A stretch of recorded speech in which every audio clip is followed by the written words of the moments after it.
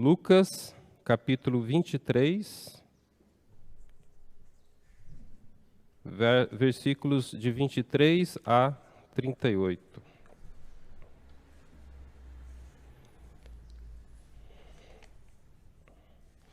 Nesta manhã nós vamos meditar um pouco sobre a oração de perdão de Jesus.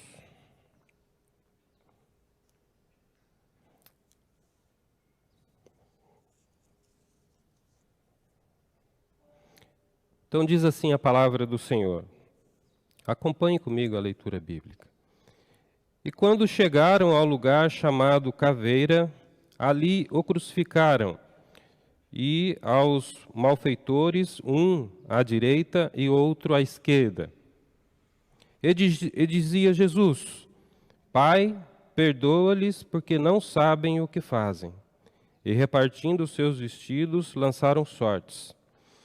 E o povo estava olhando, e também os príncipes zombavam dele, dizendo: Aos outros salvou, salva-te a si mesmo, se este é o Cristo, o escolhido de Deus. E também os soldados o escarneciam, chegando-se a ele, o apresentando-lhe vinagre. E dizendo: Se tu és o rei dos judeus, salva-te a ti mesmo. E também por cima dele estava um título escrito em letras gregas, romanas e hebraicas: Este é o rei dos judeus. Convido você a orar comigo neste momento para que o Senhor possa falar aos corações de todos nós. Oremos. Senhor Deus, queremos te agradecer pela leitura da tua palavra, te agradecer porque Jesus, ao morrer na cruz, ele nos trouxe perdão de pecados, ele nos trouxe salvação, ele nos trouxe vida eterna. Por isso nós somos gratos a ti, Pai. Pedimos que nesta manhã o Senhor possa falar aos nossos corações através da meditação da tua palavra e que o teu Santo Espírito possa me usar neste momento na reflexão da tua palavra. Eu oro agradecido e peço no nome de Jesus. Amém. Irmãos, neste trimestre, na Escola Bíblica Dominical, nós estamos estudando sobre oração. Esse é um tema muito relevante, muito importante e que deve ser levado muito a sério por todos aqueles que buscam servir a Deus de todo o coração. Todo cristão comprometido com a palavra de Deus deve ter a oração como foco principal da sua vida. E diariamente ela deve fazer parte do seu cotidiano. O pastor, aproveitando o tema da revista desse trimestre, que o foco é a oração, e as mensagens dos cultos, tanto de manhã como à noite, elas têm centrado neste foco em cima do tema oração. E dessa maneira, ao me fazer o convite para pregar nesta manhã, ele enfatizou esse tema. Então, nós vamos meditar também nesta manhã sobre oração. A oração de perdão de Jesus na cruz.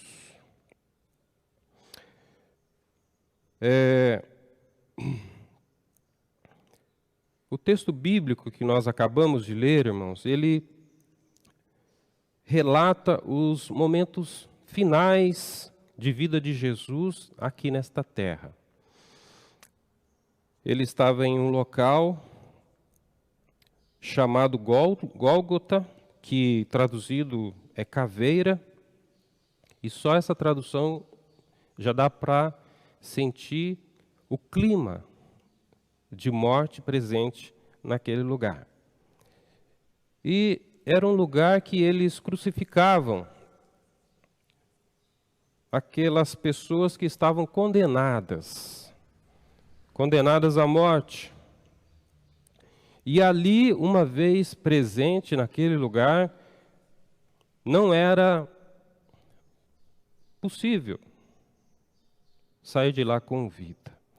A morte, ela estava presente ali e ela fazia parte daquele contexto. Todas as pessoas que estavam ali presentes e presenciaram aquele momento, elas iam até aquele lugar com o objetivo de verem as pessoas morrerem crucificadas.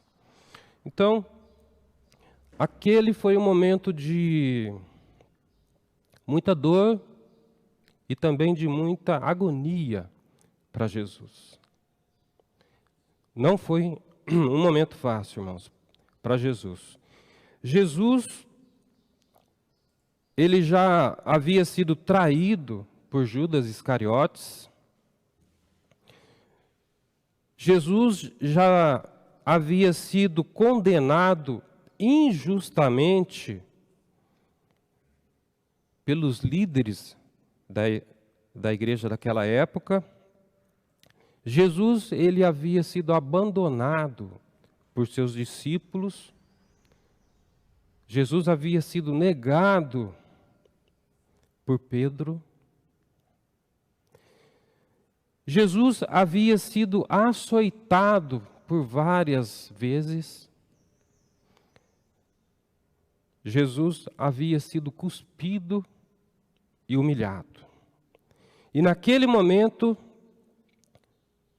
ele estava pregado na cruz, aguardando a sua morte. Por isso, um momento de intensa dor e de agonia para Jesus. Não era um momento fácil. Tanto que no jardim do Getsêmani ele já havia orado ao Pai que, se fosse possível, passasse dele aquele cálice. Mas ele também frisou que importava fazer a vontade do Pai e não dele. Diante desse contexto de dor e de agonia de Jesus, ele encontra espaço para fazer uma oração aos olhos humanos surpreendente.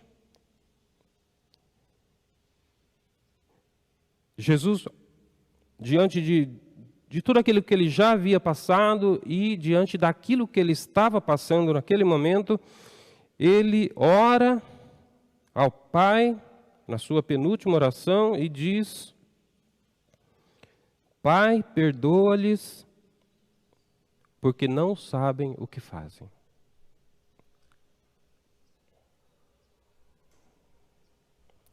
Você faria essa oração? Pessoas que estavam ali matando você? Por muito menos, eu e você faria uma oração o contrário. Uma oração contrária do que Jesus havia orado neste momento.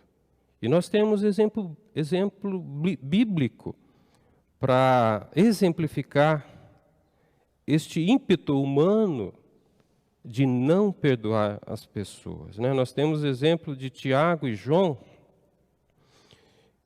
quando eles foram pregar em Samaria e eles foram rejeitados naquele local, e veja a oração que eles fizeram. Você pode acompanhar comigo a leitura bíblica, Lucas capítulo 9, versos 53 a 54. Jesus e os seus discípulos foram até Samaria pregar o Evangelho.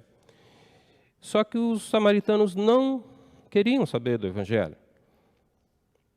E Pedro e João, Tiago e João disseram, verso 53, os samaritanos, né? Mas não o receberam, porque o seu aspecto era como de quem ia a Jerusalém. E os seus discípulos, Tiago e João, vendo isto, disseram: Senhor, queres que digamos que desça fogo do céu e os consuma, como Elias também fez?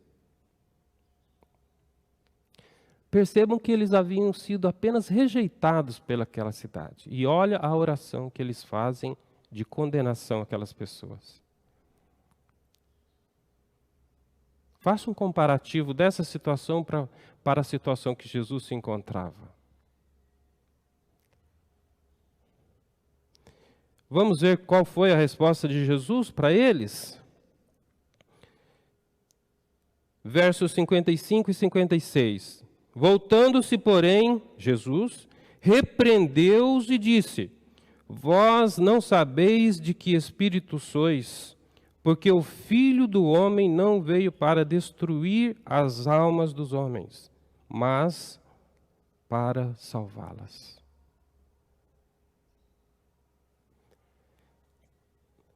Esse é o Jesus a quem nós servimos. Palavra de perdão sempre presente na sua vida. E aqui, irmãos, nós temos uma primeira lição desta manhã de domingo, que eu quero que você frise aí para você, que é: o amor cristão, ele precisa e deve estar atrelado ao perdão. Não existe possibilidade daqueles que andam com Jesus, que servem a Jesus, terem um viver desvinculado do perdão. Não existe isso. Jesus, ao repreender Tiago e João, frisou isso. Ao dizer: Vós não sabeis de que espírito sois. O Espírito Santo, ele deseja e quer entrar na vida das pessoas, trazer perdão, trazer uma nova vida, trazer paz, não condenação, não destruição. Então, o amor cristão, ele precisa e deve estar atrelado ao perdão. Jesus nos ensina que o perdão, ele é uma das manifestações práticas do amor cristão. Se você se professa um cristão verdadeiro, uma das manifestações práticas do seu viver é o perdão. Precisa ser o perdão.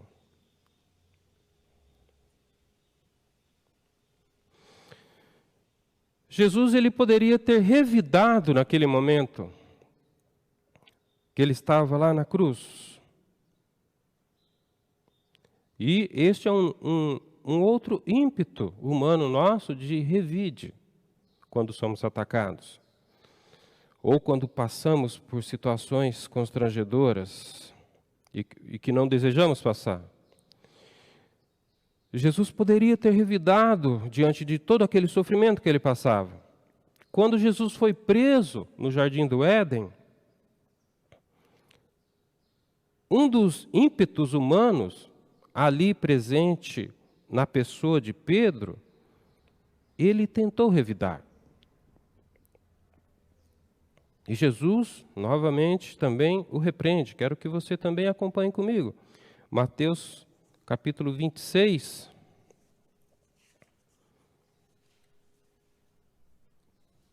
Versos 52 e 53. Mateus 26, versos 52 e 53, que diz assim: quando Jesus foi preso no jardim do Getsêmani, então Jesus disse-lhe, Pedro, ele revida e corta a orelha. Vou ler o 51 com os irmãos. E eis que um dos que estavam com Jesus, estendendo a mão, puxou da espada e, ferindo o servo do sumo sacerdote, cortou-lhe uma orelha. Então Jesus disse-lhe, mete no seu lugar a tua espada, porque todos os que lançarem mão da espada, a espada morrerão. Ou pensas tu que eu não poderia agora orar a meu Pai, e que ele não me daria mais de 12 legiões de anjos? É o ímpeto humano de revidar quando é atacado. Mas Jesus, ele então repreende Pedro, porque Jesus não precisava disso. Jesus poderia fazer uma simples oração ao Pai. E naquele momento, desceria mais de 12 legiões de anjos para defendê-lo. Não precisava de Pedro tirar a espada para defender Jesus. Então, Jesus, durante todo o seu ministério, ele estava pautado no perdão. E até no momento da cruz, ele também manifestou perdão, através dessa oração, que é o tema dessa mensagem: Pai, perdoa-lhes, porque não sabem o que fazem. Mas Jesus, ele não manifestou perdão apenas naquele momento. Jesus, desde a eternidade, desde o seu nascimento, ele estava imbuído de uma mensagem de salvação e de perdão. Este era o propósito de Jesus, desde o momento do seu nascimento e até mesmo na eternidade, junto com o Pai. Lucas, quero ler com os irmãos, capítulo 1, versos 67 a 79.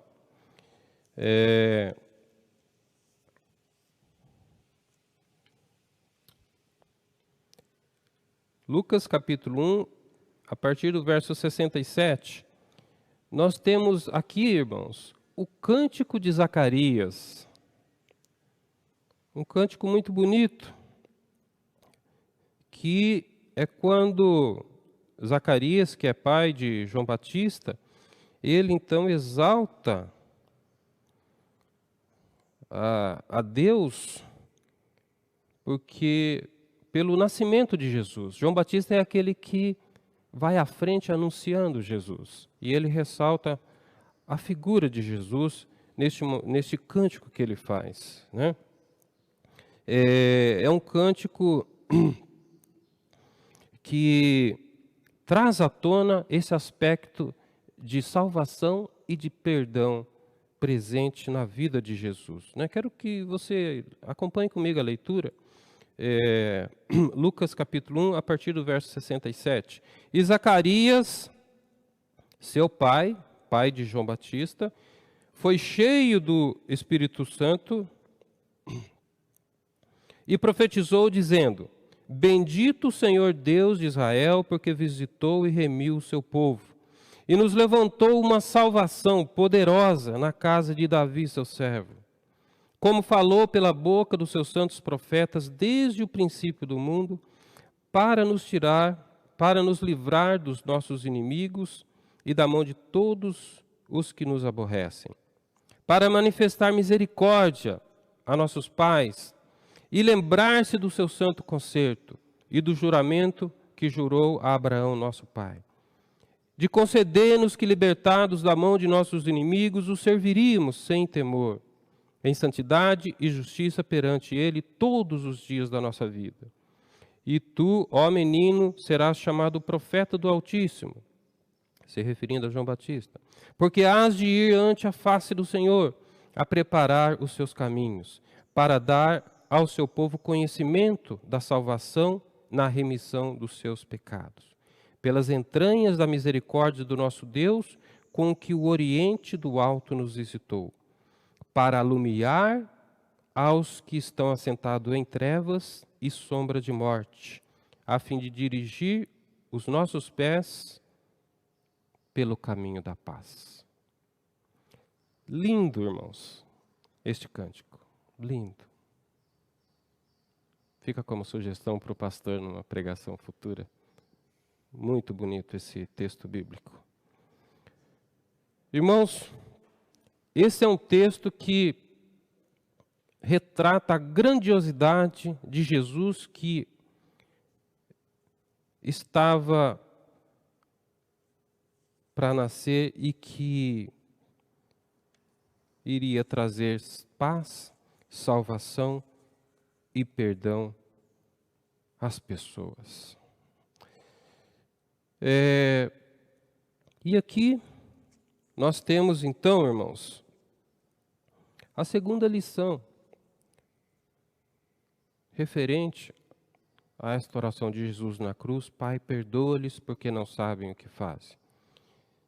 E é que a mensagem da igreja, ela deve ser uma mensagem de salvação e de perdão. Esse é o foco da mensagem que Jesus deixou à sua igreja. Mensagem de salvação e de perdão em Jesus. Não há outro propósito. Porque quando a igreja faz e realiza isso, ela está adorando o Pai. Está cumprindo o seu propósito de levar a mensagem de salvação às pessoas perdidas. A Bíblia diz que o mundo jaz no maligno, o mundo em trevas, o mundo sem esperança, caminhando para a perdição eterna. E a igreja, ela precisa estar comprometida com a mensagem salvadora e perdoadora de Jesus, para levar luz, para levar paz, para levar esperança a essas pessoas. A oração de Jesus na cruz ao Pai, dizendo: perdoa-lhes porque não sabem o que fazem, reflete o mundo perdido no qual vivemos. E que precisa de perdão de pecados, precisa da luz de Cristo.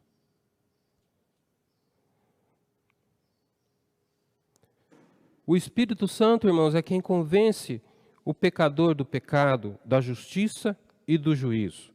Mas para que isso aconteça, é necessário que o pecador ouça a mensagem do Evangelho. Sem isso, não tem como decidir por Jesus. Então, o foco, ou a mensagem da igreja do Senhor, se você faz parte da igreja de Jesus, é preciso refletir se sua vida transmite essa mensagem de salvação e de perdão às pessoas. Ou é uma mensagem de revide, como Pedro fez, ou uma mensagem de condenação, como Tiago e João fez. Este é o ímpeto humano. Mas esse não deve ser o ímpeto das pessoas que buscam servir a Jesus de forma sincera. E, para concluir, a terceira e última lição nesta manhã de domingo, em cima dessa oração de Jesus na cruz, é que a oração de Jesus, ou a oração de perdão de Jesus, ela é um modo de vida. Ela não é conceitual. Jesus, ao dizer às pessoas naquele momento: Pai, perdoa-lhes porque não sabem o que fazem, não eram palavras teóricas na vida de Jesus. Não era um conceito apenas. Jesus vivia isso na vida dele diariamente. O perdão estava presente nos atos de Jesus, estava presente nas palavras de Jesus, estava presente no olhar de Jesus.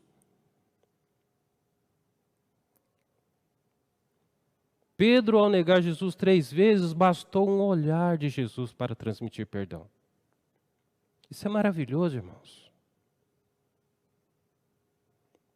Já pensou na eternidade, quando pudermos olhar nos olhos de Jesus? Maravilha.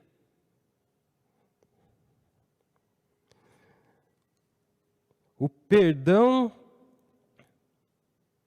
na vida de Jesus se traduzia na prática. Ele vivia o perdão diariamente no seu cotidiano. Não eram palavras vazias ou um perdão teórico e sem vida prática. Jesus levava a sua mensagem de salvação a todas as pessoas. E o perdão acompanhava todos esses momentos. Leia os evangelhos. E verifique que em cada ato de Jesus, em cada palavra, o perdão está presente. E Ele quer isso de nós. Que tenhamos uma vida comprometida com a mensagem de salvação e com andar perdoador diante da sociedade. Quero ressaltar, irmãos, que eu não estou falando aqui de perdão de pecados. Não é isso. Perdão de pecados é exclusividade de Jesus. Jesus é Deus. Jesus é humano, mas é também Deus. E Ele, como humano, Ele sentia o que nós sentimos, porém sem pecado.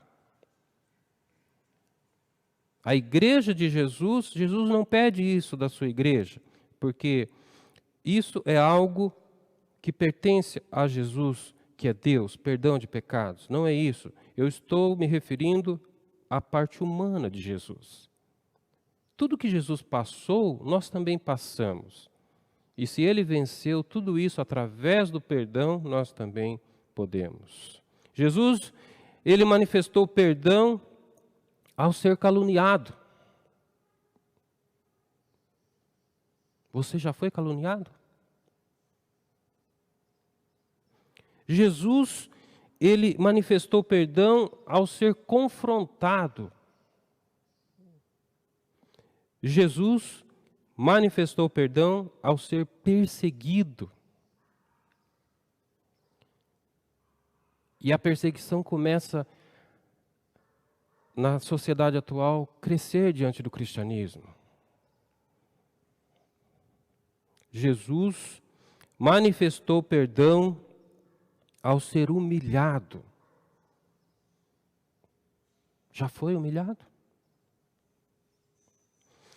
Jesus manifestou perdão ao ser esbofeteado, ao ser cuspido.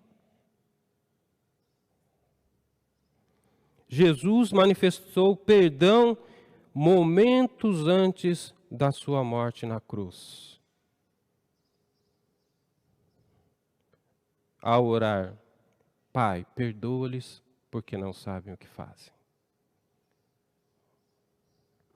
Então, ao falar de perdão, eu sei que não é um tema fácil. Não é fácil perdoar. Mas é o exemplo de Jesus e é Ele que nós devemos seguir.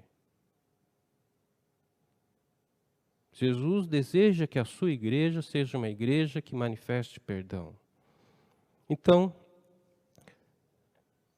a minha oração para você que faz parte da igreja do Senhor é que sejamos uma igreja onde o amor cristão esteja atrelado ao perdão.